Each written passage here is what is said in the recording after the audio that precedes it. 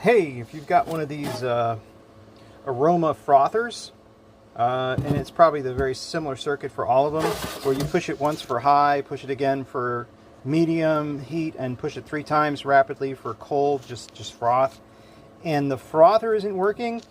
I can tell you why, because this motor draws so much current. It's a 12-volt motor. I've already taken the base off. There are 3 screws. One of them's a triangle security screw. You can get the bits over at Harbor Freight.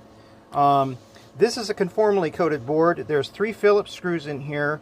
If you squeeze each of these connectors, you can take it off. The small red one is the power output for the motor.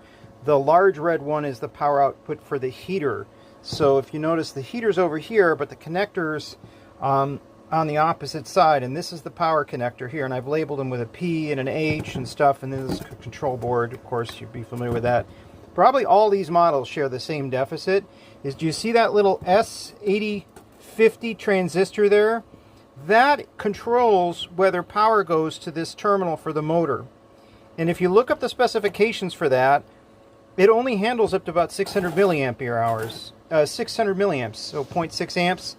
If you put this motor under load, like if you're trying to mix up really heavy milk, or you're trying to mix up like a milk substitute, like this calf ultra milk replacement stuff, you'll put this under excessive load, and you'll notice that this stops spinning consistently. It'll turn on, it'll turn off, it'll, like while it's on the front, the motor will be starting and stopping.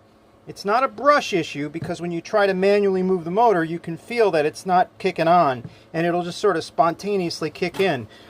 The reason why is because this thing is getting burned out. They did a cheapie substitution. I'm sure the original specification was for an SS8050, and these are like $6 on eBay for a 100-pack. So you can desolder that, replace it with the SS8050. I haven't done it yet because it's not in yet. I don't have the replacement, but I've sussed out that that's the problem.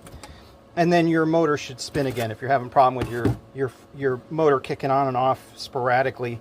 Or sometimes it'll go like full speed and then kick down to a slow speed, which it never did before, and then go back up to high speed. Again, that's this transistor failing right here.